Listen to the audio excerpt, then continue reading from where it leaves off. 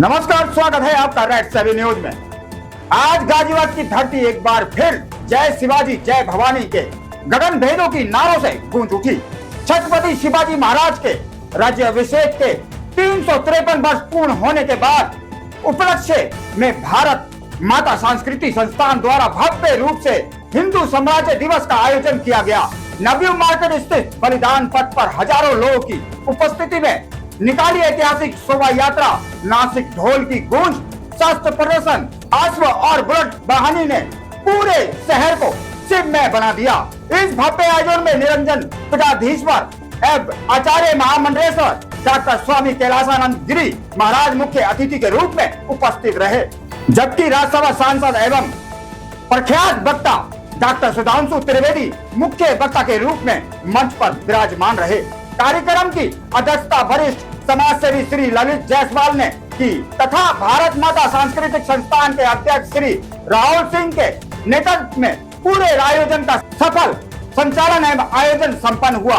संत समाज, जनप्रतिनिधियों, सामाजिक संगठनों और हजारों श्रद्धालुओं ने मौजूदगी ने इस कार्यक्रम को ऐतिहासिक स्वरूप प्रदान किया।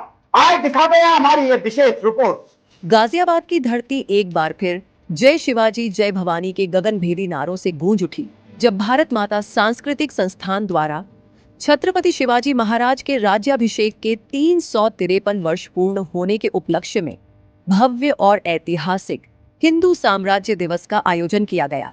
28 जून 2026 को नवयुग मार्केट स्थित बलिदान पथ पर आयोजित इस कार्यक्रम में हजारों लोगों ने भाग लेकर छत्रपति शिवाजी महाराज के शौर्य, स्वराज और राष्ट्रभक्ति को नमन किया।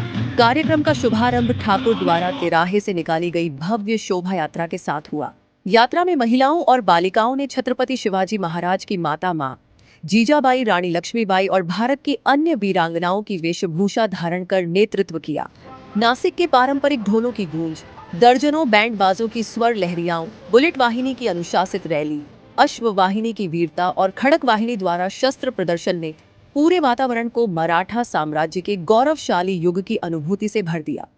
बलिदान पथ स्थित मुख्य कार्यक्रम स्थल पर निरंजन पीठाधीश्वर एवं आचार्य महामंडलेश्वर डॉक्टर स्वामी कैलाशानंद गिरी महाराज मुख्य अतिथि के रूप में उपस्थित रहे, जबकि राज्यसभा सांसद एवं प्रख्यात वक्ता डॉक्टर सुधांशु त्रिवेदी मुख्य वक्ता के रूप में मंच पर विराजमान रहे।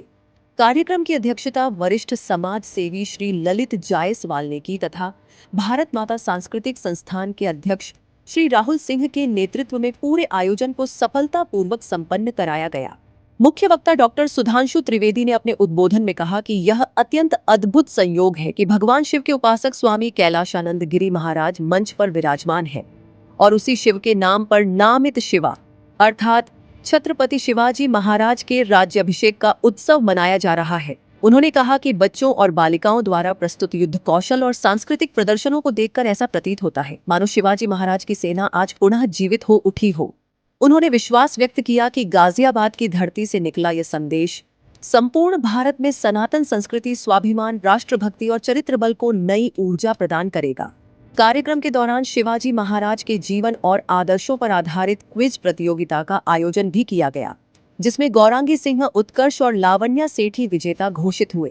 उन्हें मंच पर सम्मानित कर पुरस्कार प्रदान किए गए। कार्यक्रम का समापन छत्रपति शिवाजी महाराज के जीवन संघर्ष, स्वराज्य स्थापना और राष्ट्र समर्पण पर आधारित भव्य नृत्य नाटिका के साथ हुआ, जिसने उपस्थित जन समूह को भाव विभोर कर दिया। गाजियाबाद में आयोजित हिंदू साम्राज्य दिवस का यह आयोजन केवल एक उत्सव नहीं बल्कि इतिहास, संस्कृति, राष्ट्रभक्ति और सामाजिक एकता का विराट संदेश बनकर उभरा।